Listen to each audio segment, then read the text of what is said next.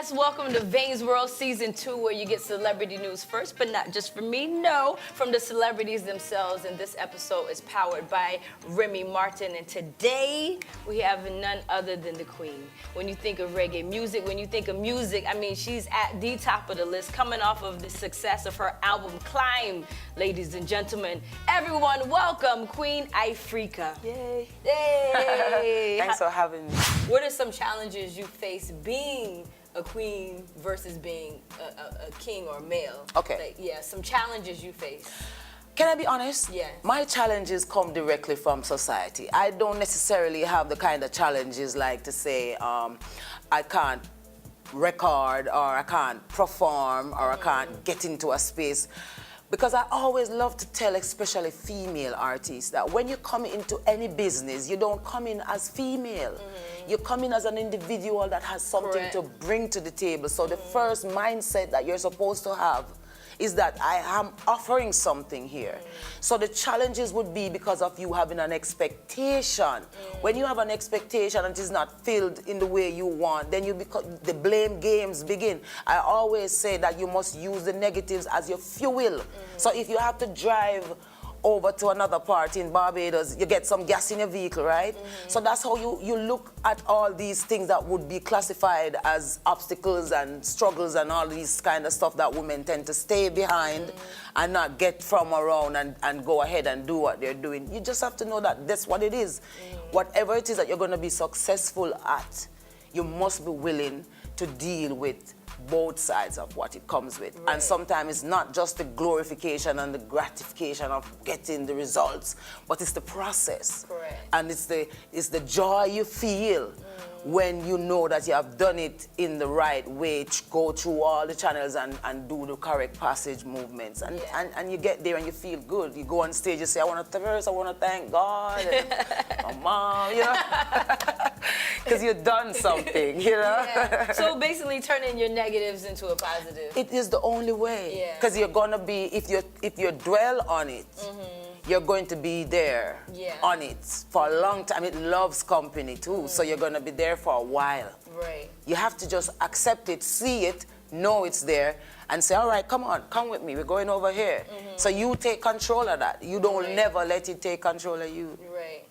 What song was it for you that you feel like took your career to the next level? Daddy. Daddy, don't touch me there. I'm gonna tell on you one day, I swear. Can't you see I'm scared?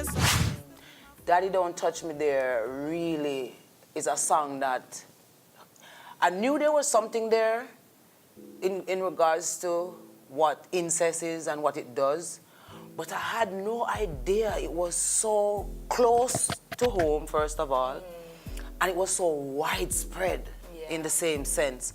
So for instance, when Daddy came out in Jamaica, as a matter of fact, it was banned in Jamaica because of the fact of what it was saying. It's taboo, it's a taboo topic. But I find from the release of the song that it affects the middle class more than any other sector of society. And a lot of my backlash came from that part of society. But on the ground where people were affected by this thing, you know, men, women, all ages, all sizes were bombing my phone. I had to be counseling. I remember coming to islands, send kits popped up into my mind, and after coming off stage, the line wrapped around and come back around, and every individual that came into my tent that day, my shoulder, this one was wet from tears and stories right there. They're hugging me and they're telling me. So that was really one of the ones that said, okay, Queen, you can step into an ant's nest and step back out without getting a bite. It's one thing to say in your private space, I'm gonna write this song, I want to get this out. It's another thing to do it, to go in the studio in front of an engineer and whoever else to say, let me sing this song. So what gave you the courage? So my courage came from the fact that I never knew my dad until I was in my 20s. I met my celebrity father when I was in my 20s. So I never had the luxury of growing up with a dad or getting the feeling of a hug from a dad or anything to do with father-daughter. Yeah. That was, to this day, it's still lacking for me. So to have that sorrow inside and to see a kid, like I used to do a lot of advocacy work when I was coming up around Tony Rebel because he was always in those things. So it would give me the opportunity to go into these institutions and to get a first-hand view of what this thing does to people. Yeah. And I remember one day I met a little girl, she was 9 years of age, and she was pregnant by her father, who was a cop, a very big, prominent cop in her country, and it just killed me, you know?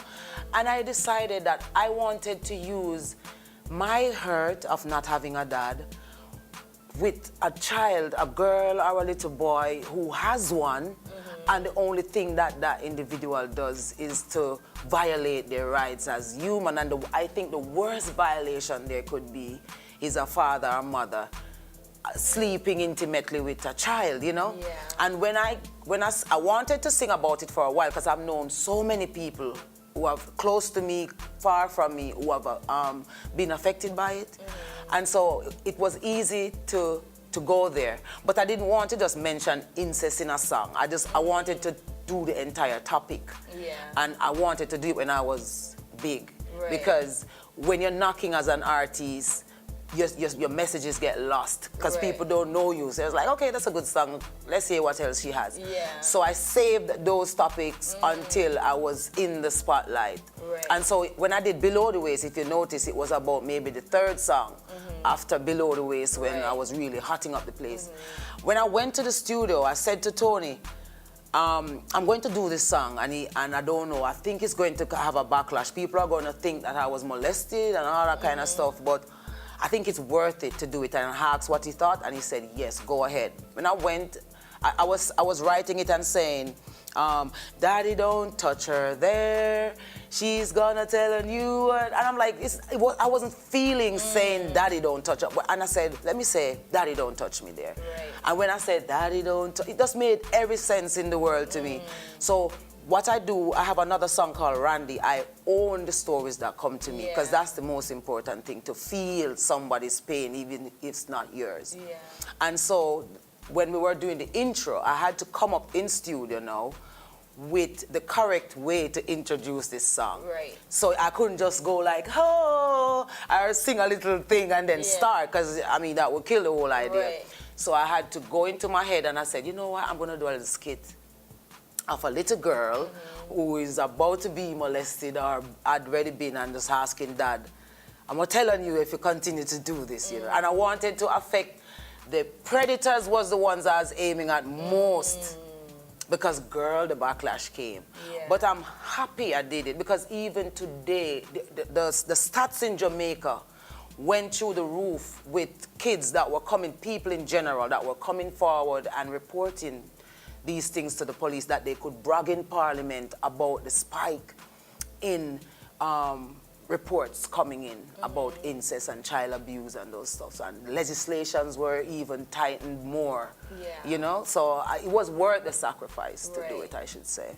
Goodness gracious. Yeah. I didn't know half the things that you Yeah, just said just now. yeah. So that's it. It's for you. It's not just about the pen and paper, getting in the studio. It's really your passion, your calling, your Yes. purpose. Just like you clean a gun and you break it down and you clean it up and you get the best shots to put in it, because when you fire that gun, you want to make sure. That's music for me. My music is my gun. Yeah. My songs are the bullets that comes out of me, the gun.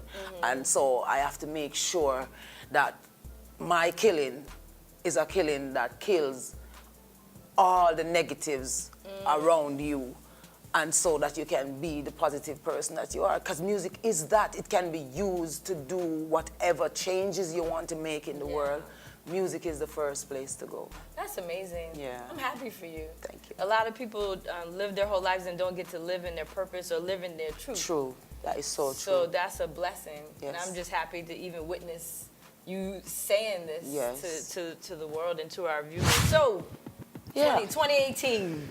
We're here. Girl, world. What we doing, Queen Ifrica? What we in doing? Barbados, and we're doing reggae on the hill. You know what I mean? I give thanks every day when I wake up and I have life and I can touch somebody's, you know what I mean? Because it's all about being selfless, you know? And when you can make someone feel good even if you're feeling bad, that's what it is, you know? That's how you fix things, that's how you help people. So, 2018 is a great year. We're heading into the new world order. But we're good, you know, whatever they come with, we always, as people, find a way to survive and we make things happen, you know? There you go. Yeah. Thank you so much for your time.